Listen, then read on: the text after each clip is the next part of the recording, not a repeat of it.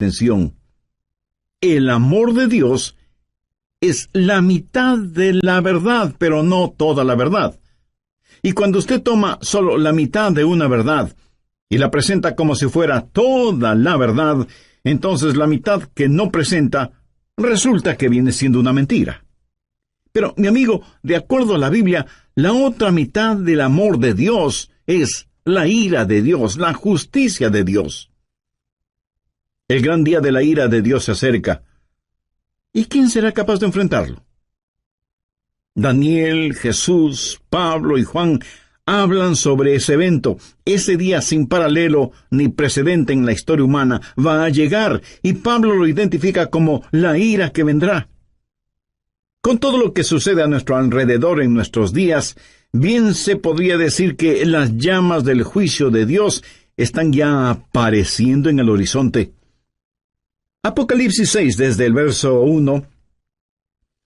Vi cuando el Cordero abrió uno de los sellos, y oí a uno de los 4 seres vivientes decir, como con voz de trueno, «Ven y mira».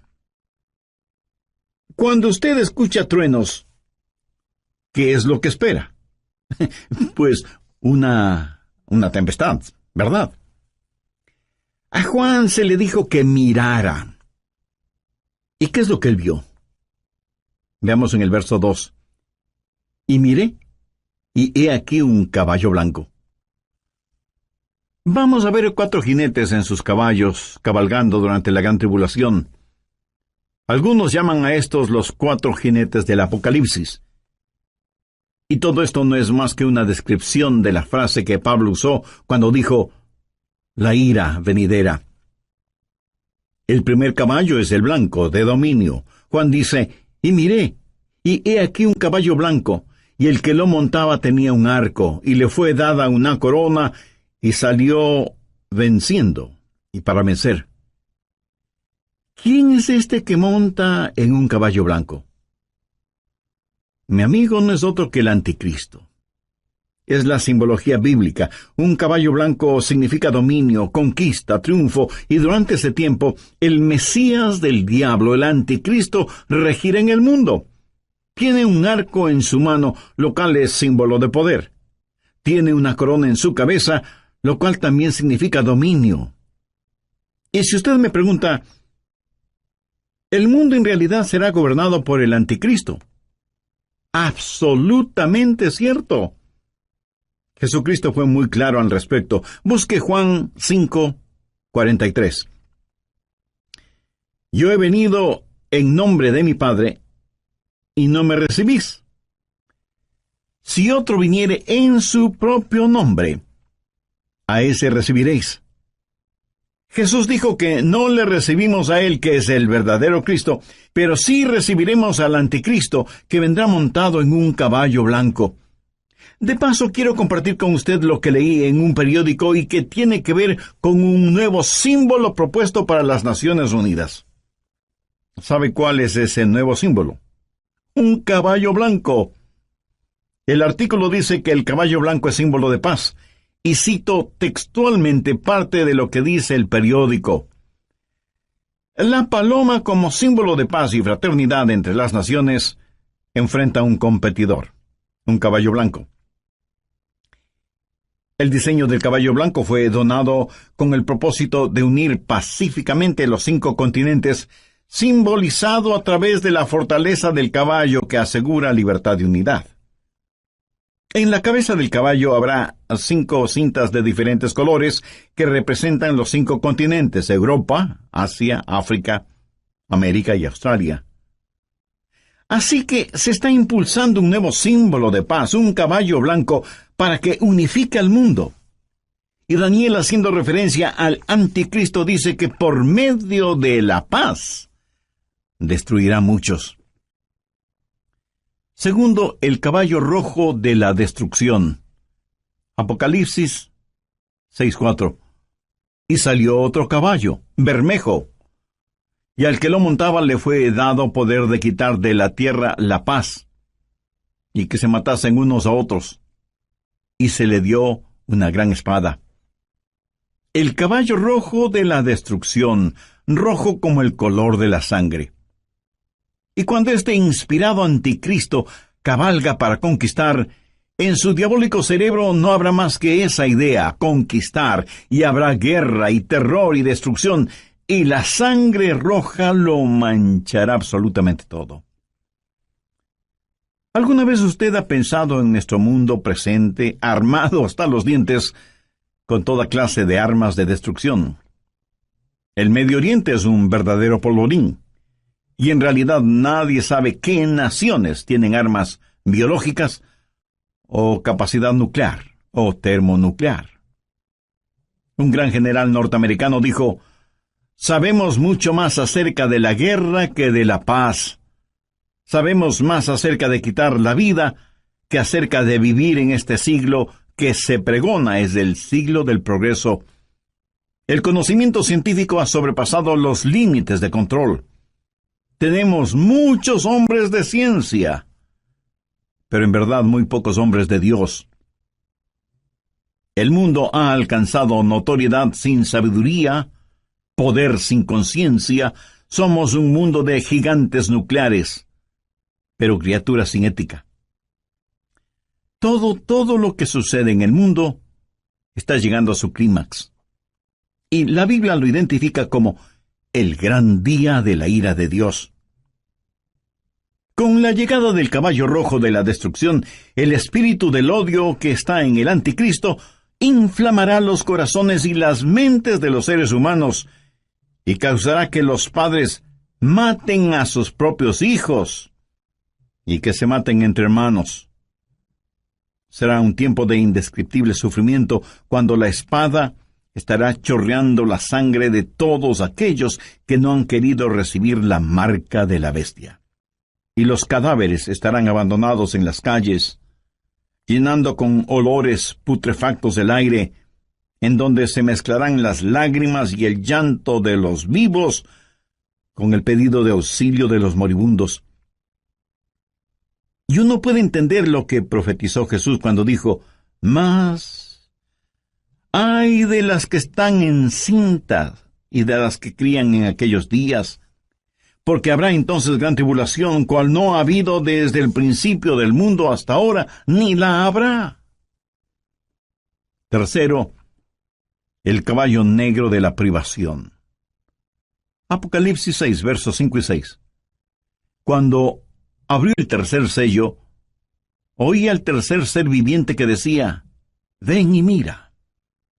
Y miré, y he aquí un caballo negro, y el que lo montaba tenía una balanza en la mano, y oí una voz de en medio de los 4 seres vivientes que decía: «2 libras de trigo por 1 denario, y 6 libras de cebada por 1 denario, pero no dañes el aceite ni el vino». ¿Qué representa el caballo negro? Representa hambruna, invariablemente, porque después de una guerra sigue la hambruna.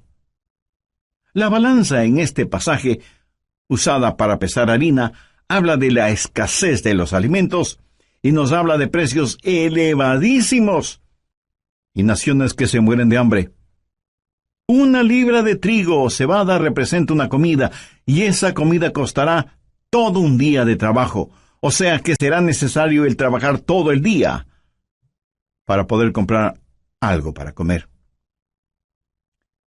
¿Sabía que ya vivimos en un mundo en donde más de la mitad de la población vive en perpetuo estado de hambre? Ahora imagínese lo que será durante la gran tribulación, cuando los hombres inflamados con un espíritu de odio preferirán ir a la guerra antes que trabajar en la tierra.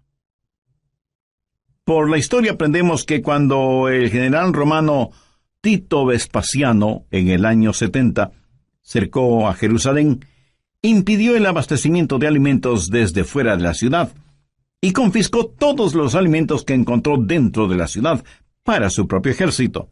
Fue tal la hambruna que se sintió en Jerusalén que, según los historiadores, las madres casi enajenadas por el hambre mataban a sus bebecitos para comérselos. Jesús dijo que un tiempo mucho peor que eso está por venir. Cuarto, el caballo amarillo de la destrucción. Apocalipsis 6, versos 7 y 8. Cuando abrió el cuarto sello, oí la voz del cuarto ser viviente que decía, «Ven y mira». Miré, y he aquí un caballo amarillo, y el que lo montaba tenía por nombre Muerte, y el Hades le seguía. Y le fue dada potestad sobre la cuarta parte de la tierra para matar con espada, con hambre, con mortandad y con las fieras de la tierra. En el original griego, la palabra amarillo describe un color verde amarillento pálido. Este caballo es el de la destrucción, y millones de seres humanos serán destruidos. Esto nos enseña que en los oscuros días de la ira venidera habrá un odio generalizado, inspirado por el anticristo, y las masacres serán las consecuencias de ese odio, y la sangre correrá como ríos, y el hambre producirá muerte, y después de la muerte, el infierno. Se dice que a veces más gente muere después de terminada una guerra que durante la guerra misma. Y usted preguntará, ¿cómo puede ser eso posible? Amigo, después de la guerra hay una explosión de pandemias, infecciones, plagas. Pero en este pasaje, note que después de la muerte viene el Hades. ¿Qué significa eso? La muerte reclama el cuerpo, pero el Hades reclama el alma. Esos van a ser días terribles cuando ni siquiera en el sepulcro usted podrá esconderse de Dios. Y yo creo que los 4 jinetes del Apocalipsis están listos para comenzar su recorrido. Si nuestros oídos son sensibles, escucharemos el estruendo de sus cascos aproximándose aceleradamente. El gran día de la ira de Dios vendrá, ¿y quién será capaz de enfrentarlo? Este pasaje de Primera de Tesalonicenses nos previene acerca de la ira que vendrá, pero solo he hablado de una parte de lo que sucederá durante la gran tribulación. Vayamos ahora a Apocalipsis 9. La gran tribulación será un tiempo cuando los espíritus diabólicos serán desatados sobre la tierra. Apocalipsis 9:1. Y el quinto ángel tocó la trompeta, y vi una estrella que cayó del cielo a la tierra. ¿Qué representa esa estrella caída? Es el mismísimo Lucifer. Y se le dio la llave del pozo del abismo, o sea, la llave es entregada a este supercriminal para que abra la cárcel que está en el abismo y deje en libertad a los malévolos espíritus encerrados allí. Y cuando eso pase, cosas increíblemente horrorosas van a suceder. Veamos el verso 2. Y abrió el pozo del abismo, y subió humo del pozo como humo de un gran horno, y se oscureció el sol y el aire por el humo del pozo, y del humo salieron langostas sobre la tierra, y se les dio poder, como tienen poder los escorpiones de la tierra. Un notable comentarista bíblico, refiriéndose a esto, dice, las langostas son infernales. Por eso vienen desde el fondo del abismo. Bueno, aquí no está hablando de langostas comunes. Estas son un emblema, un simbolismo de espíritus diabólicos. Son espíritus infernales e insaciables. Este no es un panorama muy halagador que digamos, ¿no le parece? Y menos para quienes no son salvos todavía. ¿Es usted ya salvo o salva? ¿Hay en su corazón el anhelo de que Jesús regrese? ¿Tiene la absoluta certeza de que al morir se irá al cielo? Si no es así, usted necesita hacer una decisión espiritual ahora mismo. Le invito a decir la siguiente oración. Dígala con sus propias palabras. Las mías son solo una guía. Querido Dios, perdóname porque aún siendo religioso, he estado tan pendiente de las cosas materiales que no he puesto ninguna atención a las cosas espirituales. Soy pecador y necesito tu perdón. Me acerco a ti en busca de misericordia y gracia. En el oriente, enormes enjambres de langostas aparecen en cierta época del año y devoran todo cuanto encuentran a su paso, incluyendo la vegetación. Pero las langostas de este versículo son diferentes.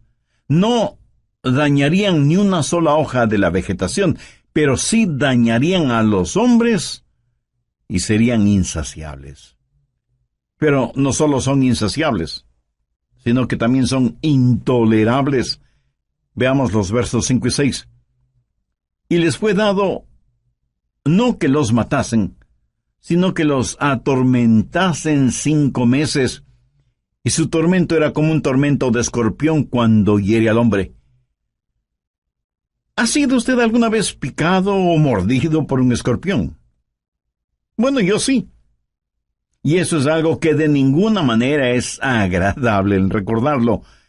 Pero estos tal vez billones de langostas bíblicas salidas del abismo infernal tendrán el poder de ocasionar intolerables y terribles dolores. ¿Cuán terrible es ese dolor?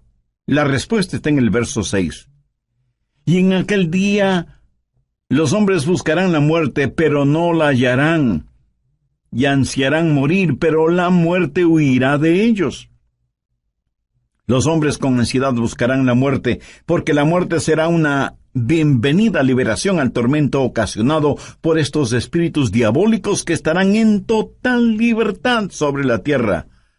No solo serán espíritus intolerables, sino que además serán espíritus irresistibles. Verso 7. Y el aspecto de las langostas era semejante a caballos preparados para la guerra. Como un ejército bien entrenado, avanzan, marchan, y nadie les puede detener, nadie puede estorbar el vertiginoso marchar de estas fuerzas diabólicas salidas del fondo del abismo de la maldad. Son irresistibles y al parecer invencibles. Apocalipsis 9:7. Y el aspecto de las langostas era semejante a caballos preparados para la guerra. En las cabezas tenían como coronas de oro. ¿Qué significa esto? Significa que a Satanás se le ha dado dominio y está temporalmente en el trono. Es el milenio del diablo. El infierno está de fiesta. Son irresistibles, invencibles e inteligentes. Mire lo que dice la parte final del verso 7. Sus caras eran como caras humanas. En la tipología bíblica, el rostro de un hombre siempre habla de inteligencia. Pero siempre ha sido la sabiduría humana la que ridiculiza la verdad de Dios. El interés de Satanás siempre ha sido el controlar la mente del hombre, no tanto su corazón y conciencia. Los espíritus diabólicos implantan en nuestras mentes ideas de cómo debemos aprender acerca de las estratagemas seductoras de Satanás, pero son estratagemas insidiosas. Verso 8. Tenían cabello como cabello de mujer, sus dientes eran como de león. Mi amigo, estas no son langostas ordinarias. El cabello de mujer habla del carácter seductor y atractivo de las fuerzas diabólicas. La Biblia nos advierte acerca de los espíritus seductores, y el diablo seducirá a millones con encantos femeninos, pero debemos mirar más allá de todo lo que ofrece como atractivos este ángel de luz, porque él es en verdad un león rugiente. La Biblia dice, sus dientes eran como de león, para devorar y destruir a quienes caen en sus garras, insidioso y engañador, con pelo como de mujer, pero con colmillos de león. Los espíritus diabólicos son además insensibles. Veamos el verso 9. Tenían coraza como corazas de hierro. ¿Qué significa esto? Que por un periodo de tiempo ellos eran inmunes a cualquier daño. A los débiles y pecadores seres humanos no les servirá de nada el tratar de luchar. ¿Cuán frecuentemente desestimamos el poder de Satanás y nos reímos y hacemos bromas al respecto? Lo cual es una necedad, porque estos espíritus diabólicos son insensibles e inescapables. Note lo que dice la segunda parte del verso 9. El ruido de sus alas eran como el estruendo de muchos carros de caballo corriendo a la batalla. Por todas partes el aire está lleno con los ruidos de estos espíritus diabólicos, a quienes usted ni puede ganar en astucia, ni en nada. Veamos ahora el verso 10. Tenían colas como de escorpiones y también aguijones, y en sus colas tenían poder para dañar a los hombres durante 5 meses. ¿Sabía usted que el tiempo normal de vida de una langosta es 5 meses? El apóstol Juan usa simbolismos para decirnos que estos espíritus malignos, que tienen colas como de escorpiones, efectuarán su trabajo de herir a los hombres. Tienen el poder para hacerlo. Y como si todo esto fuera poco, esos espíritus son además indivisibles. Verso 11. Y tienen por rey sobre ellos al ángel del abismo, cuyo nombre en hebreo es Abadón y en griego Apolión. Hay un rey sobre estos espíritus. Recuerde que no tenemos lucha contra sangre y carne, sino contra principados, contra potestades, contra los gobernadores de las tinieblas. Abadón o Apolión literalmente significa destrucción. Un poderoso príncipe infernal, tal vez Satanás mismo, es quien los guía para que torturen a los habitantes de la tierra durante la gran tribulación, o sea, durante la ira venidera. En segundo lugar, hay una anticipada espera. Veamos 1 Tesalonicenses 1:10. Y esperar de los cielos a su Hijo, al cual resucitó de los muertos, a Jesús, quien nos libra de la ira venidera. ¿Lo ve? Esperamos por su Hijo Jesús, quien nos libra de la ira venidera. Pregunta, ¿vivirá la iglesia la gran tribulación? ¿Estará la iglesia sujeta a la ira que vendrá? Bueno, personalmente no lo creo, y le diré por qué. Creo que la Biblia claramente enseña que la iglesia será arrebatada, raptada, antes de que la ira llegue. Veamos 1 Tesalonicenses 5:9. Porque no nos ha puesto Dios para ira, sino para alcanzar salvación por medio de nuestro Señor Jesucristo. El apóstol Juan le dijo a la iglesia de Filadelfia la misma cosa. Veamos Apocalipsis 3:10. Por cuanto has guardado la palabra de mi paciencia, yo también te guardaré de la hora de la prueba que ha de venir sobre el mundo entero. Y usted podría preguntarme, pastor, eso es lo que Juan le dijo a la iglesia de Filadelfia, pero no a nuestras iglesias. Vayamos rápidamente a Apocalipsis 3:13. ¿Qué dice? El que tiene oído, oiga lo que el Espíritu dice a las iglesias. Lo que se le dijo a la iglesia de Filadelfia también es para nosotros. Si guardamos las palabras de su paciencia, Él nos librará de esa hora de tribulación. Dios no derrama su ira sobre sus hijos, Él disciplina a sus hijos. Antes de que un reino declare guerra a otro reino, ¿qué es lo que hace? Llama a sus propios ciudadanos a que salgan de ese reino antes de declarar la guerra. Antes de que Dios hiciera llover fuego y azufre sobre Sodoma, el ángel le dijo a Lot, no puedo hacerlo hasta que tú salgas de aquí. Lot y su familia fueron sacados de la ciudad antes de que la ira de Dios se hiciera una realidad. Dios los salvó sacándoles de la ciudad. Antes de que Dios enviara el diluvio en tiempos de Noé, ¿qué es lo que hizo? Arrebató a Enoc antes del diluvio para que fuera como un retrato, una ilustración de que antes de que Dios derrame su ira, Dios salva a los suyos.